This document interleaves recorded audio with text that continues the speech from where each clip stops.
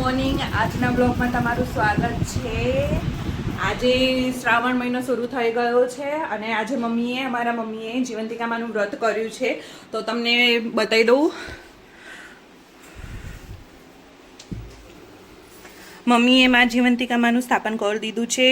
ઘણી જ ઉતાવળ હતી કેમ કે ચોગડિયું જતું હતું. તો મમ્મીએ ફટાફટ દીવાબત્તી અગરબત્તી કરી દીધી છે અને વાર્તા પણ વાંચી લીધી છે. તો હું તમને બતાવી દઉં. જય જીવંતિકામાં. આપણે વ્રત નથી કર્યું કારણ કે હજુ આપણે બેબી નાનું છે. તો બેબી થોડા મોટા થઈ જાય તો આપણે વ્રત કરી શકીએ છીએ.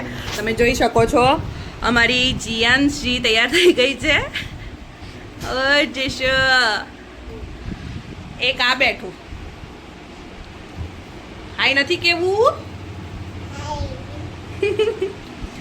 મમ્મી તૈયાર થઈ ગયા છે. મમ્મી હાય. અને આ જુઓ સવારમાં શું ચાલી રહ્યું છે અમારા ઘરમાં. આ ચાલી રહ્યું છે બધું આંસીનું તોડફોડ. તો ત્યાં સુધી હવે આપણે મળીએ આગળ. આજે આખો દિવસ જોઈએ છે. મમ્મીનો ઉપવાસ છે અને ભાઉને બી આજે શ્રાવણ મહિનો ચાલુ કર્યો છે તો એને બી ઉપવાસ છે. તો જોઈએ ત્યાં સુધી મળીએ આગળ. Bye bye.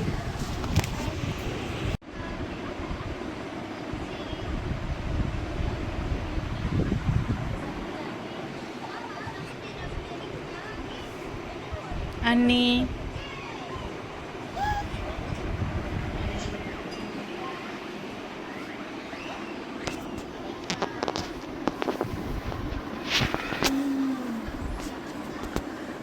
આજે તો ઉપવાસ છે બધાને એટલે મારે અને પપ્પાને જ એકલાને જમવાનું હતું. હું પપ્પાને પૂછ્યું કે તમારે શું ખાવું છે પપ્પા, આપણે સેવ ટામેટાનું શાક બનાવીએ કે ઢીલું બેસન બનાવીએ. એમ નક્કી કર્યું. તો પપ્પા કહે છે કે સેવ ટામેટા નથી ખાવા કે ઢીલું બેસનનું શાક બનાવી દે. તો શાક બનાવવાની પ્રિપરેશન જ કરતી હતી ને જીસુ ઘણું રોવાનું ચાલુ કર્યું તો એને લીધી અને એમાં મારે મોડું થઈ ગયું તો ફટાફટ શાક વઘારી દીધું. તો એનું કોઈ વિડીયો કશું એક્સપ્લેન નથી કર્યો. સો ઢીલું બેસનનું શાક બનાવ્યું છે. તો ટૂંકમાં ઢીલું બેસન એટલે એવું શાક કે જે ઇન્સ્ટન્ટ બની જાય એવું શાક છે.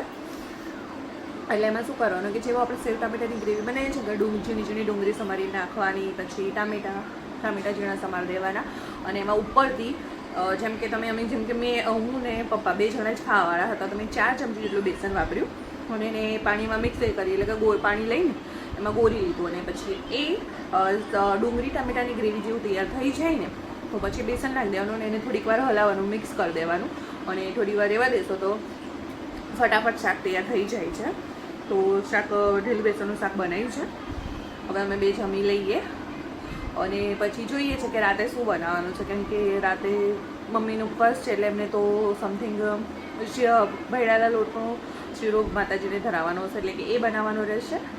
અને હવે મારે પપ્પાને પછી ભાઉને ઉપવાસ છે એટલે કે હવે એમ 3 જણને ખાવાનું રહેશે. તો જોઈએ છે હવે રાતે શું બનાવીશું. ઓય ચલો જમી લઈએ આપણે. મોબાઈલ મૂકો. આ વસ્તુ નથી છૂટતી. હવે આજની જનરેશન મોબાઈલ ઉપર ચડી ગઈ છે. આપણે નાના હતા તો મોબાઈલ કેવો શું ખબર જ નથી કે આખો દિવસ ધૂળમાં રમ કરતા હતા. પણ ના, હવે આજની જનરેશન મોબાઈલવાળી થઈ ગઈ છે. Hello friends, good evening. આજ બપોરે બધા જ અમે એવા ઊંઘી ગયા છે તો ક્યાંના રહ્યો ફટાફટ ઉઠી ગયા અને ફ્રેશ થઈ ગયા છે. ચા બની ગઈ છે અને હવે ચા પી કરીએ છીએ. હવે આ જો તોફાન પાછું ચાલુ થઈ ગયું છે. જો એક તોફાન અહીંયા બેઠું છે ને એક તોફાન આ જો આ આપણે તો ટ્રેક્ટર બી મુસેવાલ ભાઈનું છે. થઈ ગયો. હા જુઓ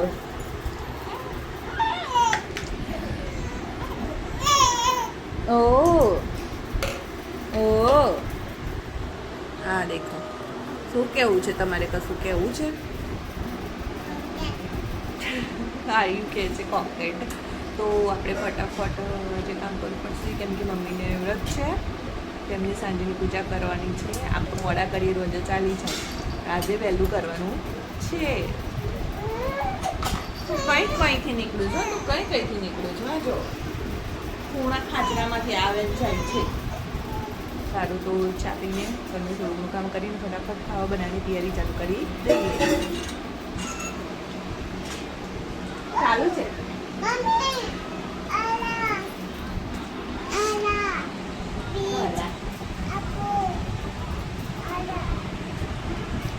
કઈ જાઓ છો તમે?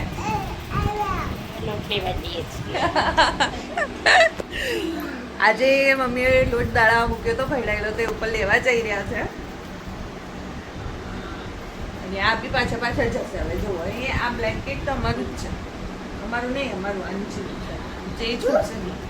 બધું ભમ કરી નાખ્યું. બરાબર, સારું તો મળીએ. તો આપણે ફટાફટ દાળ ભાતનું કુકર મૂકી દીધું છે, દાળ મૂકી દીધી છે ચડવા અને ભાત થઈ ગયા છે. આ સાંજની આરતી હતી તો ફટાફટ કરી છે, ફટાફટ ને બસ શાંતિથી બધી પ્રિપરેશન કરીને ચાલુ કરી દીધી હતી. તો અમે આરતી કરી રહ્યા છે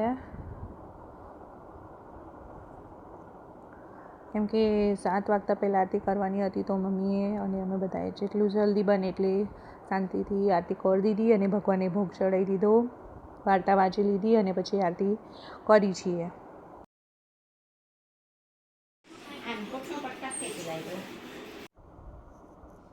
આપણે ભાવને પૂછ્યું કે તમારે આજે શું જમવું છે, તો એમને કીધું હતું કે ફ્રાય ભીંડી, એટલે મસાલા ભીંડી કરી દેજે, મસાલા ફ્રાય ભીંડી. તો મસાલા ફ્રાય ભીંડી બનાવી છે આજે મમ્મીને પ્રસાદ ધરાવવાનો હતો માતાજીને, તો ભરેલા લોટનો શીરો બનાવ્યો છે અને ભાત કરી દીધા છે આપણે અને દાળ પણ કરી દીધી છે અને રોટલી કરવાની બાકી છે. તો હવે આપણે શાંતિથી બધું પતી ગયું છે પૂજા પાઠ, તો હવે આપણે રોટલી કરી લઈશું. અને એવું ગંદુ ના કરવાનું, બાય બાય કહેવાનું. જમી લીધું છે અમે લોકોએ અને શાંતિથી બેઠા જે પથારી કરી દીધી છે, હવે ઊંઘવાની તૈયારી કરી રહ્યા છે. એક નાનકડું સૂઈ ગયું છે, આ બીજું ઊંઘવાનું બાકી છે.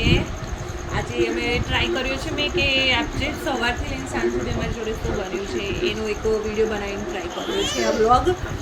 જો તમને અમારો આ વ્લોગ ગમ્યો હોય તો અમારા વ્લોગને લાઈક કરો, શેર કરો અને સબસ્ક્રાઈબ કરવાનું ના ભૂલતા. તમે સબસ્ક્રાઈબ નથી કરતા તો પ્લીઝ સબસ્ક્રાઈબ કરતા રહેજો. મળીએ ત્યાં સુધી આવતા વ્લોગમાં. Bye bye. તમારે બાય કહેવાનું છે? Bye bye.